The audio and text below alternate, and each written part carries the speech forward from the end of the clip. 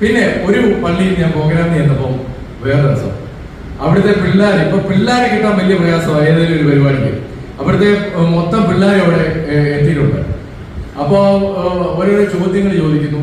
അപ്പൊ ഞാനും കുറെ ചോദ്യങ്ങൾ ചോദിച്ച് സമ്മാനം കൊടുക്കാന്ന് വിചാരിച്ചു. അപ്പോ ഇസഹാക്കിന് എത്ര മക്കൾ എന്നാണ് ഞാൻ ചോദിച്ചത്. ഇവിടെ ഇരിക്കുന്നവർക്കെല്ലാം പേരറിയാം. എത്ര മക്കളാണ് ഇസഹാക്കിന്?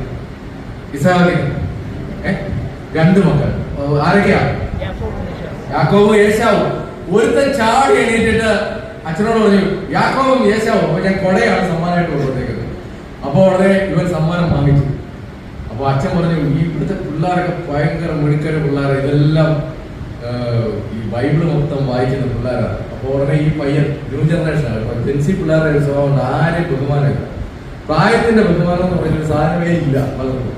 അപ്പൊ ഉടനെ അച്ഛനടുത്ത് പറയുകയാണ്, ഒന്ന് പോവാച്ചാ ബൈബിൾ ഒന്ന് വായിച്ചിട്ടില്ല. ഞാൻ 9 മക്കളുടെ സിനിമ 4 തവണ കണ്ട. അതിനകത്തൊരു പാട്ടുണ്ട്, പുണ്യവാൻ ഇസഹാക്കിന് ഉണ്ടായി 2 മക്കൾ, ഒന്നാമൻ ഏശാവ്, രണ്ടാമൻ യാക്കോബ്.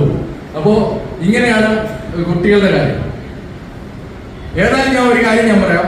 നിങ്ങൾക്ക് കരളിന് രോഗം വന്നാൽ അത് മാറ്റിവെക്കാം. സുധീന്ദ്രൻ എന്നാണ് ഒരു ഡോക്ടറുടെ പേര്. 30-35 ലക്ഷം രൂപ മുടക്കിയാൽ മതി. അമൃതയുണ്ട്.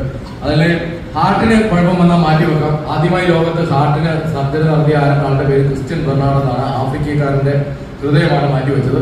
കിഡ്നിക്ക് കുഴപ്പം വന്നാൽ മാറ്റിവെക്കാം. കിഡ്നിക്ക് ആദ്യമായി കിഡ്നി മാറ്റിവെച്ച ഡോക്ടറുടെ പേര് ജോസഫ് മുറൈ എന്നാണ്. മുറൈ എന്ന് പറഞ്ഞു കഴിഞ്ഞാൽ ഒരു പോത്തിന്റെ പേരൂടെ കേട്ടു. മുറൈ പോത്തുണ്ട്. ജോസഫ് മുറൈയാണ്. ഇന്ത്യയിൽ ആദ്യമായി ഹാർട്ട് മാറ്റിവെച്ചത് ഡോക്ടർ പി വേണുഗോപാലാണ്. കേരളത്തിൽ ജോസ് ചാക്കോ പെരിയവരുമാണ്. ജോസ് ചാക്കോ പെരിയവരും ആദ്യമായിട്ട് ഹൃദയം മാറ്റിവെച്ചത്. പക്ഷെ നിങ്ങൾക്ക് കൈ മാറ്റിവെക്കാം, കാല് മാറ്റിവെക്കാം. പക്ഷെ മാറ്റിവെക്കാനൊക്കാത്ത ഒറ്റ അവയവമേ ഉള്ളൂ. ഏത്? ബ്രെയിൻ. ഈ ഓർമ്മ പോയാൽ ഒരൊറ്റ മനുഷ്യർക്ക് പിന്നെ നമ്മളെ വേണം. നമ്മൾ പിള്ളേരെ തിരിച്ചറിഞ്ഞില്ലെങ്കിൽ, കൊച്ചുമക്കളെ തിരിച്ചറിഞ്ഞില്ലെങ്കിൽ പിന്നെ ആർക്കും ആരെയും വേണം.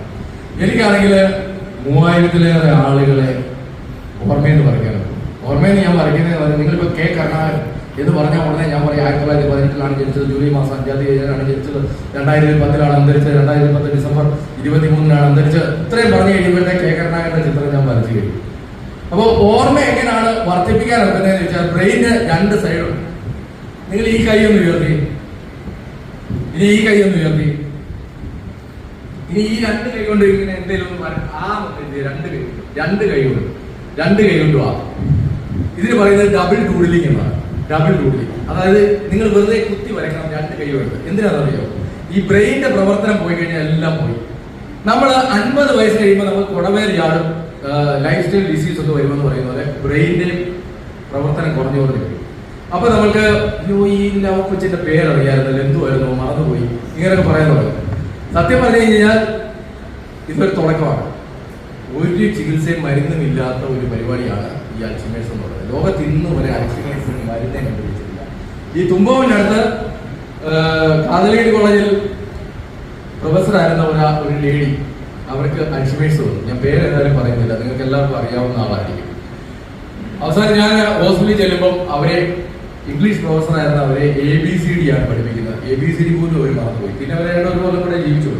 അപ്പൊ മരണം ആദ്യം എത്തുന്നത് എന്ന് പറഞ്ഞു കഴിഞ്ഞാൽ ഈ ഓർമ്മ പോകുമ്പോഴാണ്. ഓർമ്മയെ പ്രോജ്വലിപ്പിച്ച് നിർത്താൻ കഴിഞ്ഞാൽ നമുക്ക് ഒരു പ്രശ്നം വരില്ല. BS അച്യുതാനന്ദൻ അധികാരത്തിൽ ഉണ്ടായിരുന്നെങ്കിൽ വീണ്ടും ഒരു 10 കൊല്ലം കൂടെ ജീവിച്ചേ. കാര്യം ബ്രെയിൻ നല്ല ആക്റ്റീവാണ്. ബ്രെയിൻ ആക്റ്റീവ് ആകുമ്പോൾ മാത്രമേ നമുക്ക് ഇത്തരം കാര്യങ്ങൾ നടക്കുകയുള്ളൂ. അപ്പോ എല്ലാവരും ഒന്ന് എഴുന്നേറ്റ്